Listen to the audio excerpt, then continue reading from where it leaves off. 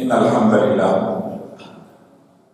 نحمده ونستعينه ونستغفره ونؤمن به ونتوكل عليه ونعوذ بالله من شرور أنفسنا ومن سيئات أعمالنا من يهده الله فلا مضل له ومن يضلل فلا هادي له وأشهد أن لا إله إلا الله وأشهد أن محمدا عبده ورسوله أرسله الله بالحق بشيرا ونذيرا بين يدي الساعة فإن خير الحديث كتاب الله وخير السنن سنن محمد صلى الله عليه وسلم وشر الأمور محدثاتها وكل محدثة بدعة وكل بدعة ضلالة وكل ضلالة في النار. أما بعد، فقال الله سبحانه وتعالى في القرآن المجيد والفرقان الحميد: يا أيها الذين آمنوا اتقوا الله حق تقاته ولا تموتن إلا وأنتم مسلمون. فقال سبحانه وتعالى في مكان آخر: وإذ يمكر بك الذين كفروا ليثبتوك أو يقتلوك أو يخرجوك ويمكرون ويمكر الله والله خير الماكرين. My dear brothers and sisters in Islam, we are passing through the month of Muharram, which is first month of Islamic Hijrah calendar. And today is the 10th day, Yom Ashura, which is the day of fasting. Prophet Muhammad ﷺ has highlighted the importance of fasting in the day of Ashura. In today's Khutbah, I would like to mention three things. One is the hadith, which mentions about Ashura and which also mentions about four things which Prophet Muhammad ﷺ never skipped. And again, I would like to mention some of the lessons we can derive from Hijrah, which is an incident considered as a basis for Islamic calendar. And third thing I would like to mention is the fourth thing Prophet Muhammad ﷺ said in his first hadith when he reached Medina after migration of Prophet Muhammad ﷺ. The first hadith, which also mentions about Ashura, the fasting of Ashura. This hadith is mentioned in Nasai and reported by Hafsa radiyallahu ta'ala. She says that Prophet Muhammad ﷺ never used to skip four things. Number one is fasting on the day of Ashura. Number two is fasting in the days of Hijrah, which is 9 days of fasting, particularly the fasting of 9th day, Yom Arafat. And also Prophet Muhammad ﷺ never used to skip the fasting of Ayyam al-Bid, which is 13th, 14th and 15th day of Hijri calendar of every month. And fourth one, he never used to skip 2 rakat sunnah of Fajr prayer. So when the new year started, we have to make a pledge that we have to adopt some of the good things for our life. And this could be one of the good things we can adopt. That Prophet Muhammad ﷺ never used to skip two things. One is sunnah fastings and sunnah prayer, particularly the sunnah prayer before the Fajr prayer. So this could be adopted by ourselves. This shows that Prophet Muhammad ﷺ highlighted the importance of Ashura in many ahadith as well. When Prophet Muhammad ﷺ reached Medina, he saw that people, especially Jews, were fasting on the 10th day of Muharram. Prophet Muhammad ﷺ used to fast even before. Even during the Makkah period, he used to fast on the 10th day of Muharram. But when he went to Medina, he saw that even Jews were fasting on 10th day of Muharram. He asked why they are fasting. People said they are fasting because it is the day when Musa was liberated from the clutches of Fir'aun. So Prophet Muhammad said, Musa is more closer to us, and that's why we have to continue fasting. It's not that in Medina he said advised people to fast, but he said we have to continue fasting on the 10th day of Muharram, which is Ashura, but you have to differ from the unbelievers. That's why either you have to fast on 9th or 10th, or 10th or 11th, or 9th, 10th or 11th. So this way you can differ. By this what we can understand is that you have to Islamize the good procedures or good things which was there as already in the society. Like for example, when Muslims established Hijri calendar during the time of Sayyidina Umar, calendar was already there. And calendar was there with the same names of the month. Muharram was there, Safar was there, even Ramadan was there. That's why when the revelation came about revelation of Quran, Allah Ta'ala said, Shahru Ramadan alladhi unzila fihi al-Quran. At that time, Hijri calendar was not there. But month of Ramadan, the name of Ramadan was there. So when Muslims wanted to start a calendar, they took the same months, but they tagged it to a great incident, which is Hijrah. So we can understand from this that we can adopt every good thing prevalent in the society, but you have to Islamize it. That's what Sayyidina Umar did. And calendar was necessary, calendar was an important thing. And people may be wondering, why Prophet Muhammad himself did not establish a calendar if it is so important. Prophet Muhammad lived as a prophet for only 23 years. After prophethood, he lived for 23 years only. And it's not a long period of time. And I can see some people might have born and brought up in Kuwait. And some people are expatriates who came to work in Kuwait. And if I ask question, how many people are here who are there from last 23 years in Kuwait? Many people may be here who are more than 23 years in Kuwait. By this you can understand that 23 years is a very small period of time. But within the 23 years of prophethood, Prophet Muhammad changed the entire society. Makkah, Medina, Arabian Peninsula, and his influence was there everywhere. And it was a total change in the society. When Prophet Muhammad conveyed his message, everything changed. So it was a great revolution. But Prophet Muhammad knew that human beings cannot accept everything. After me also there are so many good things going to happen which Muslim community should adopt. That's why he said, Alaykum bi sunnati wa sunnati khulafa ar-rashidin al-mahdiyyin. For you is my tradition and traditions of the rightly guided caliphs who come after me. That's why there are 4 bases of Islam: Quran, Sunnah, Ijma, which means consensus of ulamas, and Qiyas, which means research-based decisions. So all these are part of Islam. So many good things happen after Prophet Muhammad as well, during the time of all rightly guided caliphs. And one of this kind of good decision is the establishment of calendar, which was very important, and this was adopted by Sayyidina Umar. And especially when he was establishing calendar, he based it to a great incident of Prophet Muhammad's life, which created a paradigm shift in Muslim society. Everything changed. Before Hijrah, Muslims were persecuted in Makkah.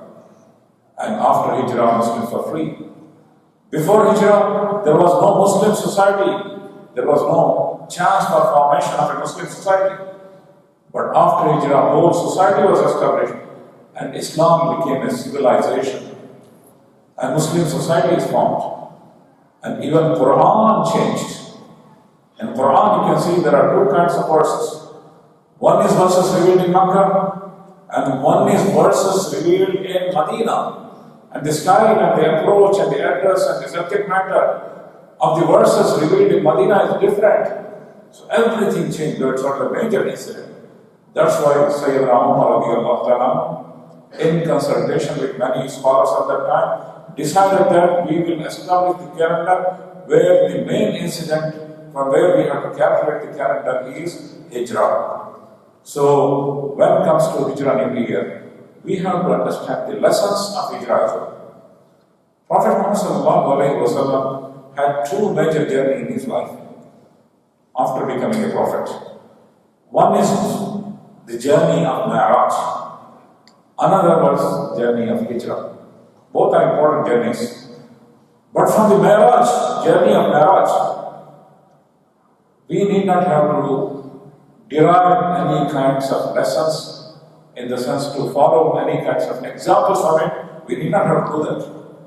Because Mi'raj was only for Prophet Muhammad and it was a special gift given to Prophet Muhammad. Whereas Hijrah was different. Even in Mi'raj, you can see it happened in the direct supervision of Allah subhanahu wa ta'ala, where Prophet Muhammad did not do any planning for it. And it was a swift journey, and it was a journey without any troubles. Whereas if you see the Hijrah, Prophet Muhammad planned for it. He struggled during the journey, and there were a lot of plannings, and you can derive a lot of lessons from Hijrah. Because Hijrah, this kind of situation, what compelled Prophet Muhammad to migrate? There were various kinds of situations, like situation of animosity, hatred, and intolerance.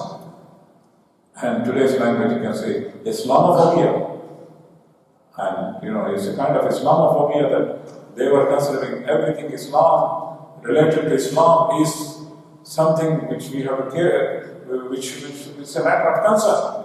This kind of scenario and this kind of atmosphere was there, which made Prophet Muhammad to decide on migration. And if you see migration, there are efforts, there are so many things which Prophet Muhammad was thinking about how to solve this problem.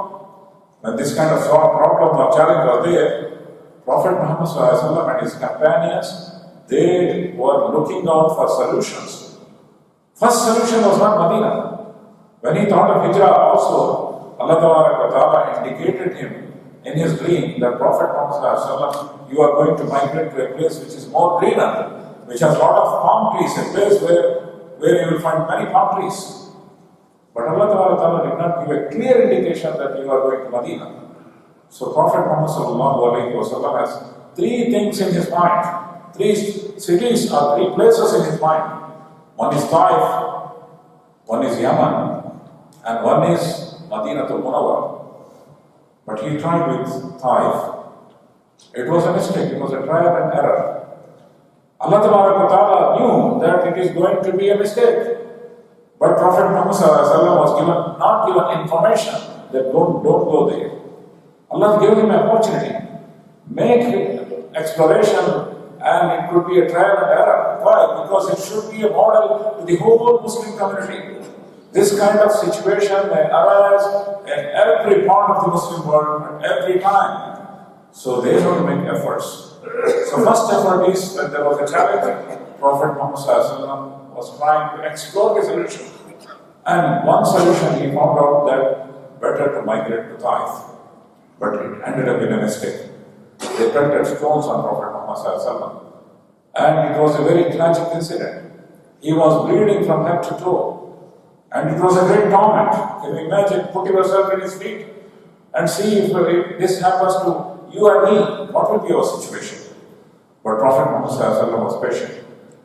And the angel of torment came to Prophet Muhammad and said, if you order me, I will squeeze these mountains of Taif and this whole community will be perished. But Prophet Muhammad said, no. These people are against me because they are ignorant. If not these people, their next generation, or very soon they themselves are going to embrace Islam. And this became true. After Fatah Makkah, the conquest of Makkah, and many other victories, The final city to be conquered was Taif. And after that, until today, there are no non-Muslims in Taif. So what it shows? It shows that when a Muslim community faces some challenges, find solutions, explore the solutions. And some solutions would be trial and error. But it will have its own impact. Because the people of Taif are very concerned. A prophet came here and he came with a message. But he was given a punishment. And this also triggered a kind of thinking among the people. And this triggered many people to learn about Islam, learn about Prophet, and to know about Prophet. So every major incident which triggers a lot of good things as well. And this shows this is the first lesson we get here. And Prophet Muhammad was patient. He said he was positive that if not today, tomorrow they will embrace Islam. If not these people, the next generation will embrace Islam. This is the first lesson we have to learn, that we have to explore the solutions.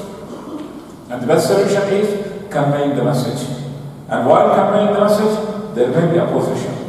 But you should be patient and you should be always positive that one day they will understand the message. And you can see that after that, Prophet Muhammad he sent his representative to Medina, Mus'ab bin Umayyah radiyallahu ta'ala. A lot of people in Medina embraced Islam. And they wanted to invite Prophet Muhammad to Medina. So they came with a delegation of Hajj caravans. There were a lot of people coming from Medina for Hajj. They joined these caravans and they came not for Hajj, but to invite Prophet Muhammad because it was difficult for Muslims to go as a delegation of Muslims and invite Prophet Muhammad. So they found a way out. People are going for Hajj, let's start that. And in the group there were women as well. This is the second lesson.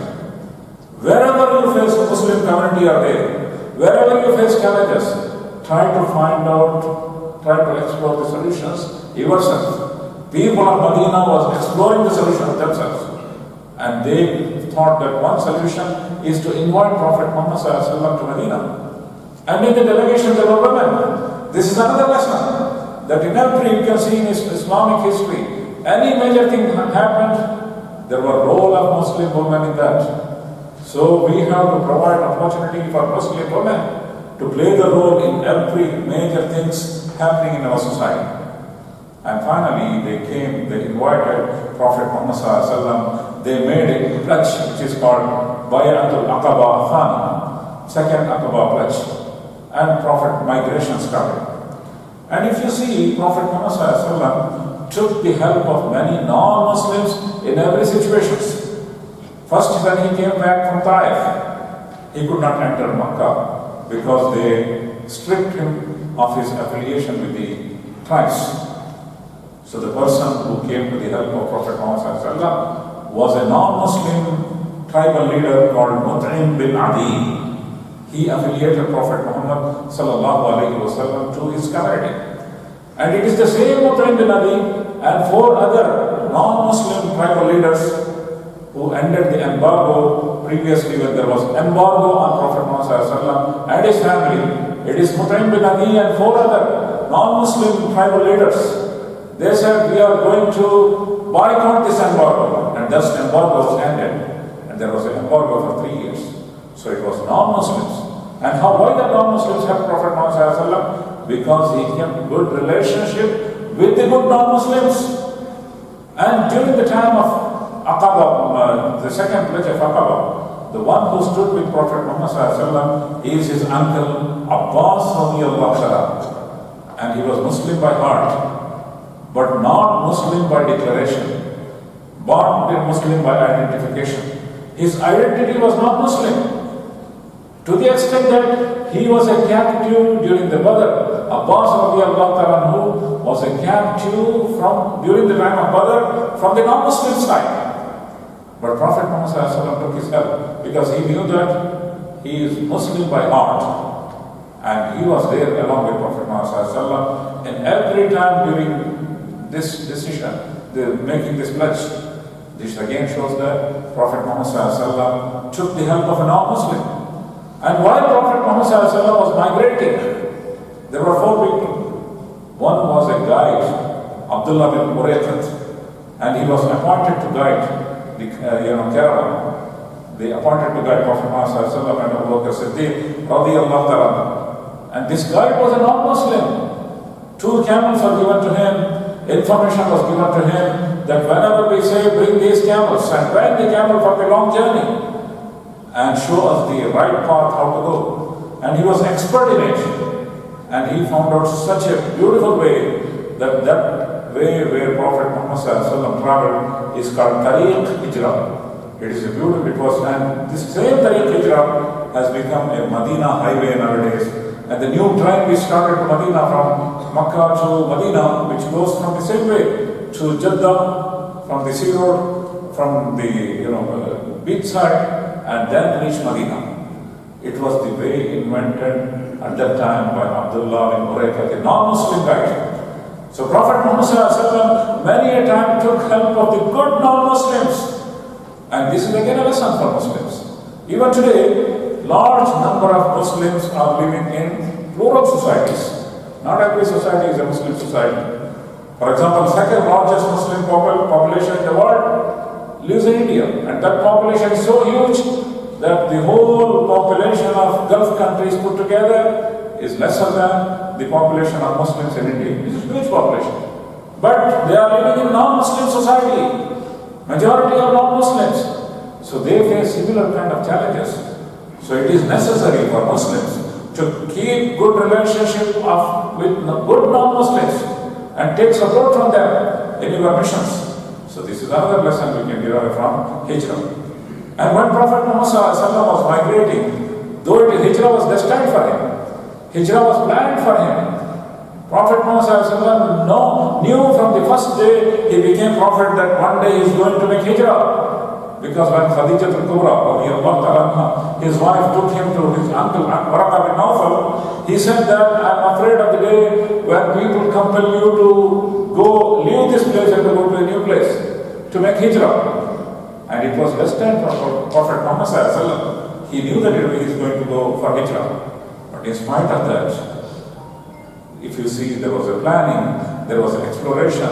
He made a perfect planning for Hijrah. And Hijrah, it is as per the Allah's guidance, as per the Allah's order that he made migration. But in spite of that, his migration was not free from planning. There was a well-coordinated plan. First plan was to go to opposite direction of Medina, to Thawr, Cave Thawr, and to stay there for 3 days. And to inform Abdullah bin Urayqat to bring camels. And after that, they had to find out a new way to reach Medina. And also, there were intelligence also. People used to bring information. The son and daughter of Sayyidina Abu Bakr Siddiq used to bring information every day about the activities.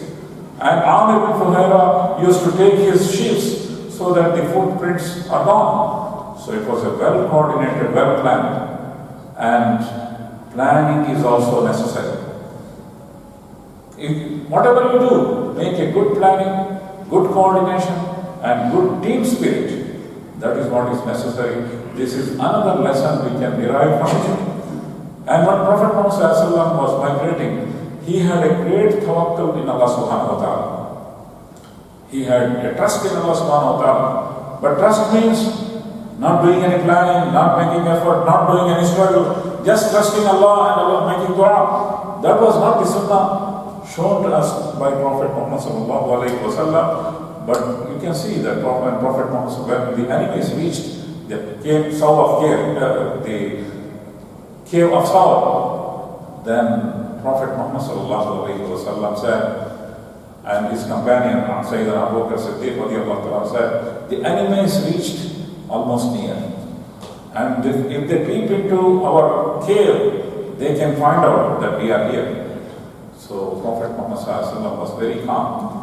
He said, what do you think of 2 people whose third companion is Allah subhanahu wa ta'ala? La tahzan, inna Allah ma'ana. Need not have to worry, Allah is with us. See the calmness and see the confidence.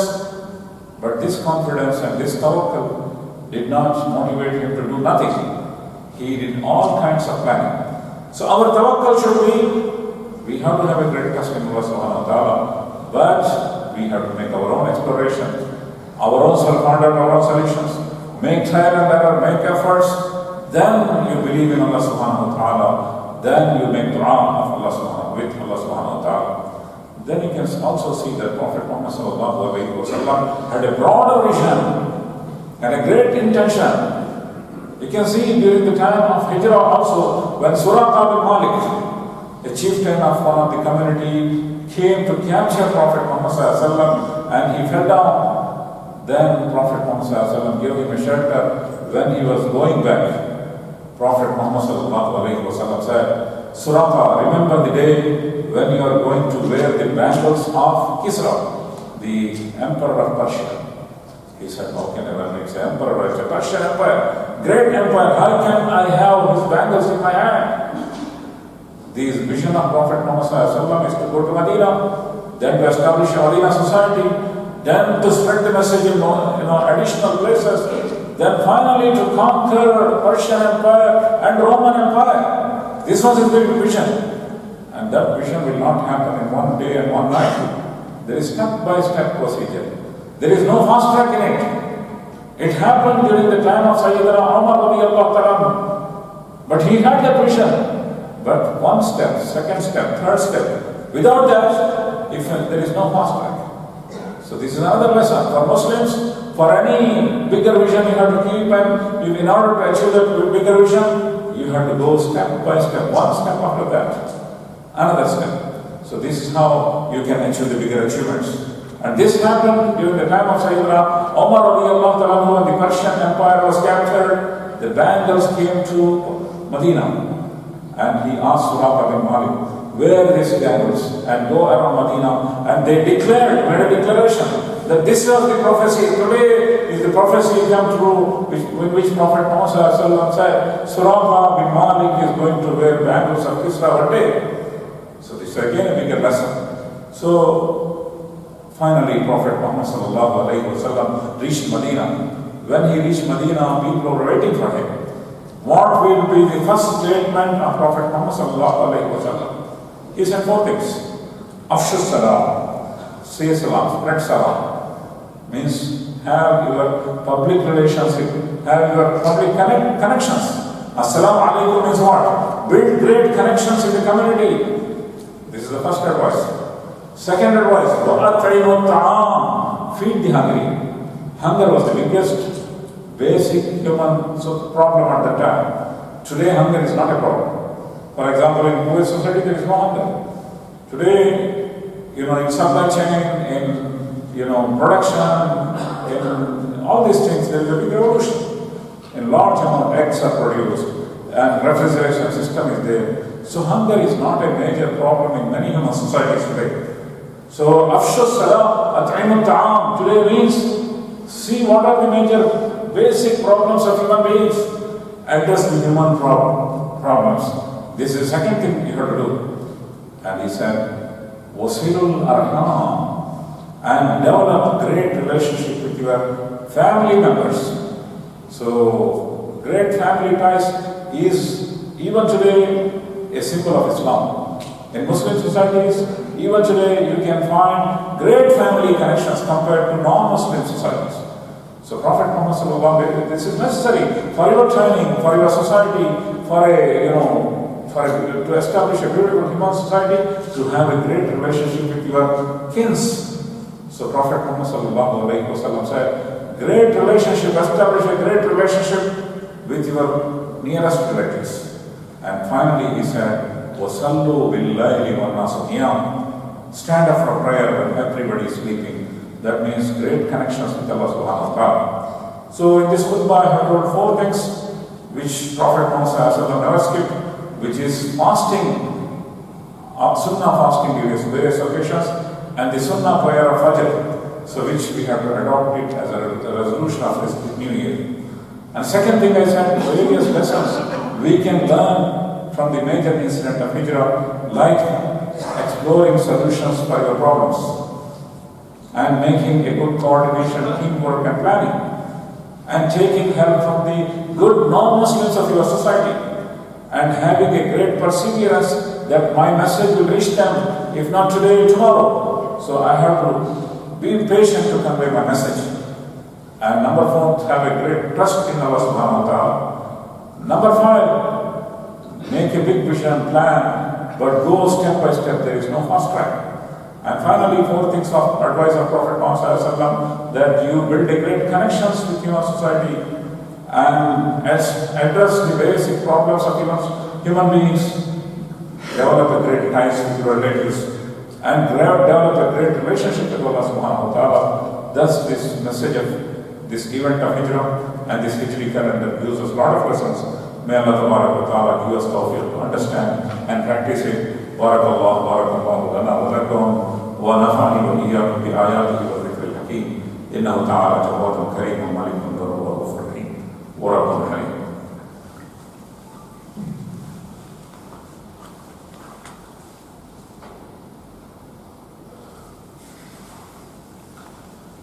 Alhamdulillah rabbil alamin. As-salatu was-salamu ala rasulih amin wa ala alihi wa ashabihi at-tahirin, amma ba'd. فقال الله سبحانه وتعالى في القرآن المجيد والفرقان الحميد: إن الله وملائكته يصلون على النبي يا أيها الذين آمنوا صلوا عليه وسلموا تسليما. اللهم صل على سيدنا محمد بعدد من صلى وصام. اللهم صل على سيدنا محمد بعدد من قعد وقام. اللهم صل على جميع الأنبياء والمرسلين وعلى سائر الصحابة والتابعين وخلفاء الراشدين رضوان الله تعالى عليهم أجمعين. اللهم أيد الإسلام والمسلمين. اللهم انصر من نصر دين محمد صلى الله عليه وسلم واجعلنا منهم. اللهم اخذل من خذل دين محمد صلى الله عليه وسلم ولا تجعلنا منهم. اللهم أرنا الحق حقا وارزقنا اتباعه وأرنا الباطل باطلا وارزقنا اجتنابه. اللهم اغفر للمؤمنين والمؤمنات الأحياء منهم والأموات.